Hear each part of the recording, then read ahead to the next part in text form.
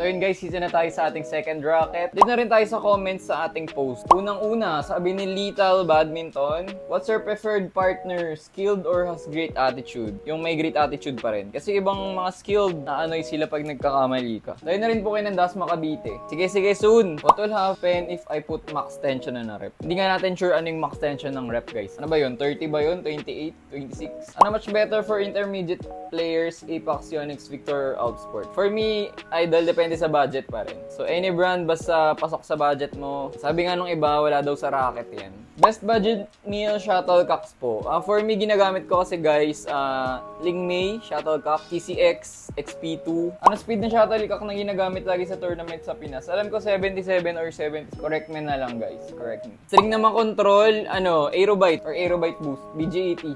Saan po kita mahanap? Gusto ko pong magpa-picture sa'yo, paturo po mag-badminton. Sa Hemadi Sports Plaza kami guys. Regular ang queuing namin doon. Tuesdays, Thursdays, Saturdays, Sundays. PM nyo lang ako kung sasali kayo. Paano pala kasi ng Smash? Practice lang. Practice and practice. May papayo sa mga bata na katulad ko na gusto mag-improve upang matupad yung pangarap. Mag-practice lang, idol. At training. Kuha ka ng malupit na coach na pagtsatsagaan kayo, na tuturuan kayo. Yun, may pagmamahal sa mga players niya. Bakit di niya ako crash back? Baka hindi mo lang alam. Crash back ka na niya. Inantay ka lang niya nung Feb 14. Ano po babagay sa 8 years old na player na tension na tweet ng racket? Maganda siguro yung mga magagaan muna. Though hindi ko rin sure. Pero maganda dyan, lower tension muna. Yun ang sure ako. So guys, pangatlong racket. Sino po nag-inspire sa'yo maglaro ng badminton?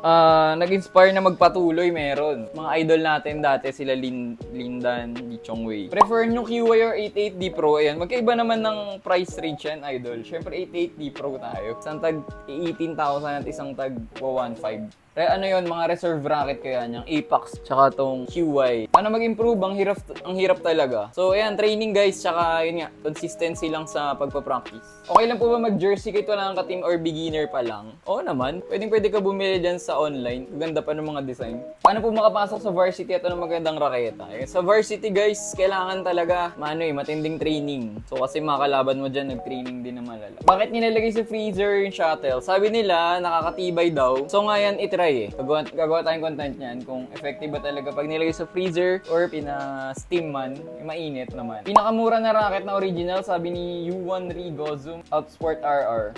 Varsity ka ba nung high school, Kuis? Hanggang saan ka nakaabot? Palarong pamansa. Ay, hindi ako mabot, Jay. Ano lang ako, lately lang ako nag-seryoso sa pagbabadminton. So until now, nagte-training pa din ako. Sinayang ko yung mga panahon ko nung high school. Puro ko Dota. Nung college, puro naman ako ML. High replica or authentic rackets? Wala pong high or low replica guys. Replica, OEM, fake, isa lang po yan. So yun guys, natapos na tayo sa pag-grip ng ating mga rackets. Ayan. Sa ibang mga nag-comment dyan guys na hindi ko nabasa, baka naulit lang or baka hindi ko lang nakita. Kung gusto nyo ng part 2, comment down below. Tapos ready nyo na yung mga tanong nyo. See you on the next one. Bye-bye!